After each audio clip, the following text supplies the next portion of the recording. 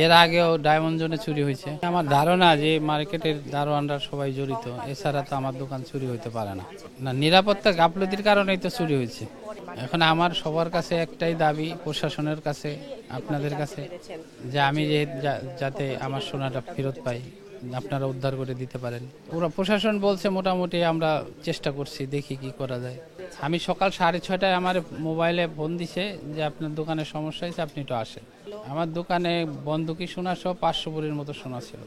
টাকার পরিমাণে প্রায় 7-8 কোটি টাকা। সন্দেহের তালিকা বলতে আমাদের মার্কেটে যারা দারোয়ান আছে তারা জড়িত না থাকলে তো এত বড় একটা অকারেন্স ঘটতে পারে না। একমাত্র স্মার্ট সিটি বসুন্ধরা, আধুনিকতায় এক ধাপ এগিয়ে।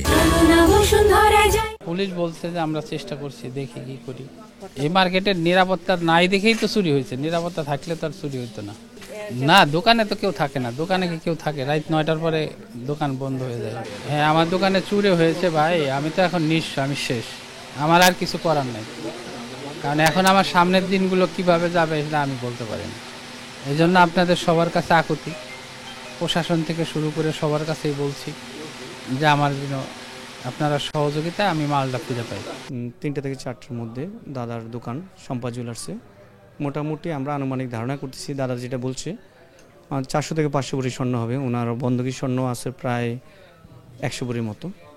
তো বর্তমানে বাজার মূল্য অনুযায়ী এটা 10 কোটি টাকার প্লাস। বর্তমানে 1 ভরি স্বর্ণ 2,09,100 টাকা। আর হলো এই মার্কেটে যে সিকিউরিটি যে ব্যবস্থা, আমার মনে হয় এখন পর্যন্ত আমরা যেটা ধারণা করতেছি সিকিউরিটি গার্ড বা সিকিউরিটি কোনো না কোনোভাবে জড়িত আছে। আর দেন 2019 সালে আমার দোকান ছিল ডায়মন্ড জোন নামে। তা আমার দোকানেও কিন্তু সেম চুরি হয়েছে। আমার দোকানটা তালা খুলে চুরি হয়েছে। তখন এত মিডিয়া ছিল না বা আমি হয়তো তখন পদক্ষেপ নিতে পারিনি। আমার মামলাটা কিন্তু বর্তমানে রমনা থানাতে এখনও আছে, কিন্তু কোনো অগ্রগতি নেই। হয়তো মাল উদ্ধার হয়েছে কিনা বা আমি কিছু জানি না, বা আমার এই বিষয়ে কোনো কেউ কথা বলে না। কিন্তু যেহেতু এরকম একটা দুর্ঘটনা ঘটছে, আমরা সুষ্ঠু তদন্ত চাই, যেহেতু সামনে এই ধরনের ঘটনা না ঘটে।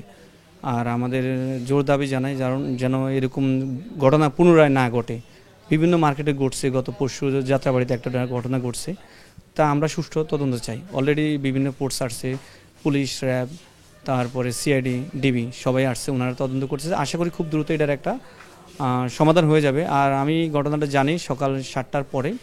জানার পরে আমি আমার বন্ধু চ্যানেল 24-এর ফয়সালের মানুষ জানাই, ও আসে 9টায় লাইভ করছে। পরবর্তীতে আপনার আমাদের বাংলাদেশ জুয়েলার্স সমিতির বাজুসের সকলকে আমি অবগত জানাই, যারা উদ্বোধন কর্মকর্তা আছে ওনারা এসেও দেখে গেছে। ওনারা বিভিন্ন জায়গা তকবির করতেছে যেন এটা খুব দ্রুত এটা একটা রিকভারি করা যায়। এতটুকু মানে আমি যতটুকু বুঝতেছি, কিন্তু আমার যতটুকু ধারণা এটার সাথে আমাদের সিকিউরিটি গার্ড কোনো না কোনোভাবে জড়িত আছে।